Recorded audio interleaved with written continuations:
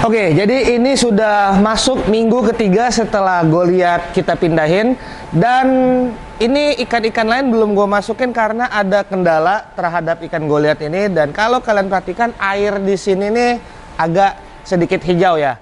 Jadi gue akan jelasin kronologinya apa yang terjadi terhadap Goliath Tigerfish kita ini, guys. Jadi kita mindahin Goliath itu hari Kamis tanggal 9, dan proses pemindahannya menurut gue itu cukup smooth, cukup lancar, nggak ada kendala terhadap ikan ini. Dari badannya, ekor, semuanya mulus. Namun ya kita ada kendala, Angga waktu itu cedera karena kena serempet dia. Tapi selain itu tidak ada kendala apapun yang gue perhatikan sampai malam hari. Karena malam hari setelah gue nganterin Angga pun, gue juga sempat buat vlog dan kalian bisa lihat kondisi ikan ini benar-benar mulus. Nah, keesokan harinya, hari Jumat tanggal 10 itu kebetulan gue lagi banyak kerjaan sehingga gue nggak bisa memonitor ikan ini secara detail. Dan gue baru nyampe rumah itu udah malam banget, dan gue sempat WA Dani dan coba update kondisi Goliath. Menurut gue dari video itu ya kelihatannya oke-oke saja. Jadi begitu gue tiba di rumah, gue nggak nyempetin diri untuk ngecek kondisi Goliath, tapi gue langsung beristirahat karena gue nyampenya udah malam banget. Nah, di hari ketiga, di hari Sabtu, gue tiba-tiba ngelihat dia itu parkir di bawah. Nah, ikan Goliath ini ikan yang cukup aktif, yang harusnya dia berenang terus ya, muter terus gitu kan. Kalau nggak salah dia parkirnya di sini nih. Dia parkir di sini, gue perhatiin kok lama banget ya, bisa setengah jam, 1 jam lebih nggak gerak-gerak. Dan gue perhatikan badan dia itu terlihat babak belur. Nah, pada awalnya gue mikir itu, ini babak belur nabrak apaan ya? Masa nabrak hardscape yang ada di sini? Gue mikirnya begitu. Ah, nggak mungkin nabrak hardscape. Tapi bingung juga. Kemarin kan kalau kalian ingat Megatank itu hardscape-nya lebih rame ya dibanding ini. Masa nabrak hardscape? Nggak mungkin lah ya. Apa jangan-jangan ikan mas yang gua taruh waktu itu? Tapi dipikir-pikir, kalau misalnya ikan mas yang gua taruh untuk pakan pancingan dia, nggak mungkin dalam 2 hari badannya hancur begitu kalau misalnya terkena penyakit seperti contoh fin rot. Misalnya anggaplah itu ikan masnya ada fin rot. Kok 2 hari langsung full satu badan fin rot? Menurut gua agak-agak ganjel juga ya menurut gua. Sehingga pada hari Sabtu itu, treatment yang pertama kali gue lakukan adalah memberi garam. Jadi gue beli sekitar 3 goni, tapi yang gue masukkan itu 1 goni ke dalam Megatank ini.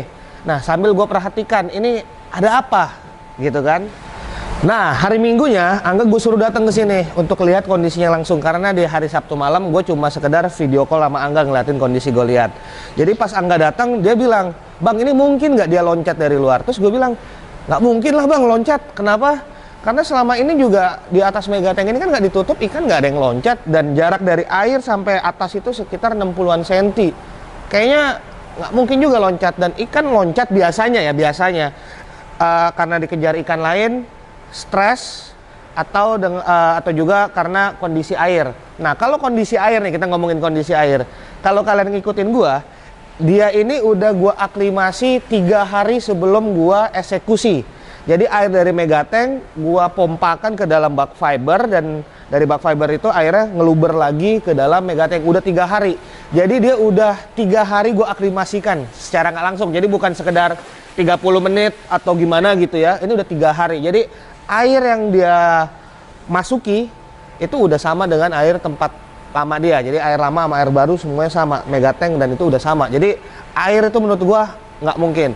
Kalau takut dikejar ikan lain, ya masa takut dikejar ikan mas ya kan? Lucu juga kalau takut dikejar ikan mas. Atau mungkin ada apa, gue jujur gue nggak tahu. Nah, kendalanya CCTV gue pada waktu itu belum terpasang. Waktu itu kan kalau kalian ingat gue ada CCTV ya. Makanya pas tragedi kaca pecah pun gue ada footage-nya. Namun pas kejadian Goliath itu, CCTV gue belum terpasang karena beberapa kabel waktu itu gue copot. Karena kalau kalian ingat, ini kan atas Megatank itu sempat gue buka. Itu ada beberapa jalur yang melewati itu, jadi CCTV pun sementara dicopot. Jadi itu belum gua pasang, jadi gua nggak tahu persis kenapa dia bisa babak belur. Nah, jadi Angga bilang kemungkinan besar loncat ini mas. Kenapa? Karena analisa Angga, ini jujur analisa Angga, Ya tadi seperti yang gue bilang, kalau misalnya Vinrod nggak mungkin 2 hari tiba-tiba langsung badannya jadi Vinrod abis gitu. Tapi ini seluruh badan, matanya kena kanan kiri, lendirnya udah kayak gimana, siripnya hancur semua dalam hitungan 1 hari. Ini kemungkinan besar loncat. Tapi begitu loncat, entah berapa lama dia di atas, akhirnya masuk lagi ke dalam kolam. Nah, itulah mungkin masih rezekinya di situ. Tapi selain itu, kalau nabrak hardscape semuanya tadi, ini hardscape semuanya di bawah, nggak ada yang di atas, dan nggak ada ikan-ikan lain selain ikan mas yang gua taruh di sini. Sehingga kesimpulan gua dan Bang Angga, ini benar kondisinya ikan ini loncat pada antara hari Kamis malam setelah gua buat vlog sampai hari Jumat pagi kayaknya ya. Jadi sekarang ini di atas sudah gua tutup terpal, bukan terpal, paranet sementara. Nah, jadi penanganan awal setelah gue diskusi sama Angga, Bang, biasanya kalau Bang Angga ada ikan kondisi seperti ini, apa penanganannya? Dia, pengalaman Bang Angga, dia bilang biasanya pakai akriflavin atau menggunakan Melavix karena ini luka luar, badannya itu emang hancur-hancuran. Sehingga langsung gue order Melavix. Jumlahnya cukup banyak, duitnya juga cukup banyak. Cuma pada waktu itu gue mikir, ya udahlah, uang bisa dicari, tapi ikan ini ya udah nggak ternilai buat gue pribadi. Jadi langsung gue order. Kebetulan stok Melavix waktu itu nggak semua toko punya ready stock banyak. Jadi gue beli dari beberapa toko, dan akhirnya gue treatment awal yang gue lakukan itu gue menggunakan Melavix. Nah, setelah beberapa hari ada sedikit perbaikan, namun kita perhatikan dari badannya itu yang hancur-hancur itu udah kelihatan lah agak-agak membaik ya. Namun matanya ini itu jadi sangat-sangat mengkhawatirkan kondisinya guys. Gue langsung berdiskusi juga dengan Bang Dion, DB Predator Medan. Jadi kita ini bertiga nih keroyokan nih, ilmu Bang Dion, ilmu Bang Angga, sama ilmu gue yang ece-ece ya, karena mereka lebih paham mengenai merawat ikan-ikan yang sakit. Kalau gua, ilmu gua untuk itu jujur masih ece-ece. Jadi sebenarnya 2 orang itu yang ngebuat kondisi Goliath membaik seperti sekarang ini. Jadi kita intens tektokan bertiga, dan akhirnya kita putuskan Melavix di stop. Kemudian kita harus masuk akriflavin. Kenapa?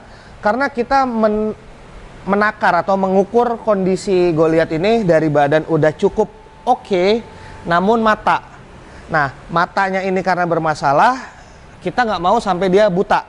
Kita putuskan menggunakan akriflavin, namun Melavix ini harus dikuras dulu, karena Melavix nggak bisa dicampur dengan akriflavin.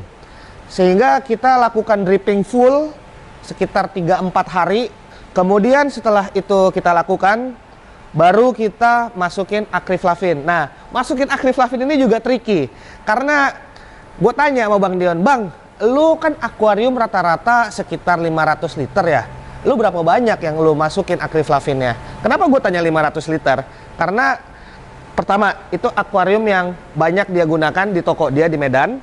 Sehingga dia udah punya feelingnya, takarannya kira-kira segini loh yang dimasukin untuk perawatan ikan-ikan yang sakit.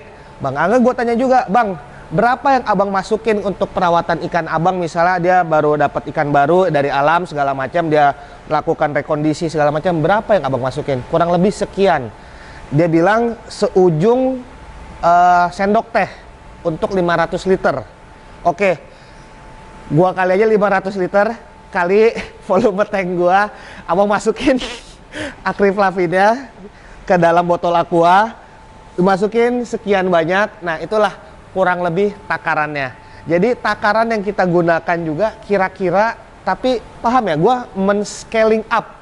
Jadi kita tahu kalau 500 liter biasanya sekian, kalau diadu dengan volume air gue, ya kita tinggal dikali aja. Nah, kita udah dapat takarannya, itu yang kita pakai. Jadi yang pertama kali kita lakukan, itu kita mengurangi kadar akriflavinnya, karena kita juga masih takut dengan masih adanya Melavix yang di sini. Karena kan kondisinya beda ya, kita ganti air nih. Kalau kita ganti air, nurunin air 50%, isi lagi 50%, berbeda dengan kita dripping. Karena kita dripping itu melarutkan, sehingga kadang-kadang air yang masih baru pun juga bisa jadi terbuang. Jadi berapa persen yang terganti pun dengan menggunakan sistem dripping itu agak tricky sebenarnya. Berbeda dengan water change, benar-benar 50% air dibuang, baru ditambah 50% air baru, contoh seperti itu. Sehingga kita melakukan pengobatan akriflavin itu dengan cara bertahap.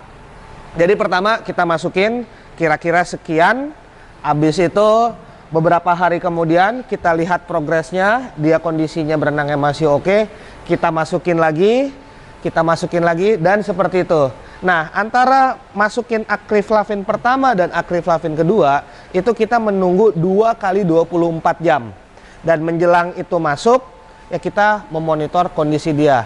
Setelah 2 kali 24 jam, baru kita masukin lagi sedikit lagi. Jadi, pengobatan akriflavinnya ini naiknya pelan-pelan, seperti itu. Jadi, selain akriflavin, kita juga masukin garam, guys. Jadi, setiap kali masukin akriflavin, kita masukin garam, kurang lebih setengah goni untuk volume ini, karena kita naikinnya pelan-pelan semuanya. Nggak mau dia langsung kaget-kaget, itu malah bahaya. Dan setelah hampir 2 minggu berjalan, kondisinya udah mulai sangat membaik. Karena kalau kalian bisa lihat, ini beberapa footage dari yang paling awal, kondisinya udah kayak zombie. Lama-lama matanya itu dua-duanya ketutupan kabut tebal, kayak koreng gitu ya. Kayak kita luka, misalnya luka, habis itu kan ketutup dulu kan ada korengnya. Nah, matanya berkorengan, begitu, sampai ketutup. Dan akhirnya korengnya lama-lama copot, tumbuh. Tapi setiap kali tumbuhnya makin kecil. Pada akhirnya kondisinya sudah seperti sekarang ini. Namun kalau di video, kalau kalian lihat matanya emang udah cukup bagus, tapi sebenarnya masih ada kabut tipis-tipis. Sehingga yang akan kita lakukan sekarang ini hanya melakukan perawatan berjalan. Akriflavin sudah kita stop sekitar 1 minggu yang lalu. Perawatan berjalan yang kita lakukan sekarang, air kita dripping full non-stop dengan volume buka keran total. Jadi emang gue boros banget air sekarang ini. Supaya dia bisa lebih segar, karena kalau kondisinya dia udah membaik, tinggal imun badan dia dan juga kondisi air yang akan dapat membantu proses pemulihan. Nah, ini kita kasih garam juga tipis-tipis, 3-4 hari sekali. Jadi gua udah putusin setiap hari Kamis dan setiap hari Senin kita masukin setengah goni garam, habis itu airnya kan terlarut juga, kebuang keluar, dan seperti itu. Jadi ada tipis-tipis, nggak banyak.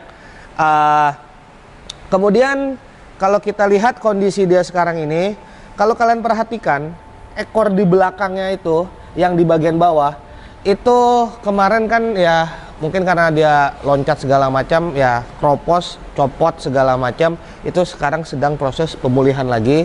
Tapi berenangnya ini sekarang itu kalau gue lihat berenang kan lurus. Kalau belok dia paling begini. Karena dia kan ikan itu mainnya di ekornya ya. Ekornya itu yang jadi navigasi dia.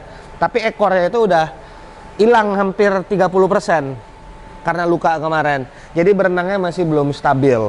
Nah, kalau dari cara berenang dia emang belum stabil per hari ini. Dan kalau dari mata, kalau gua lihat mungkin buta enggak, pirate enggak.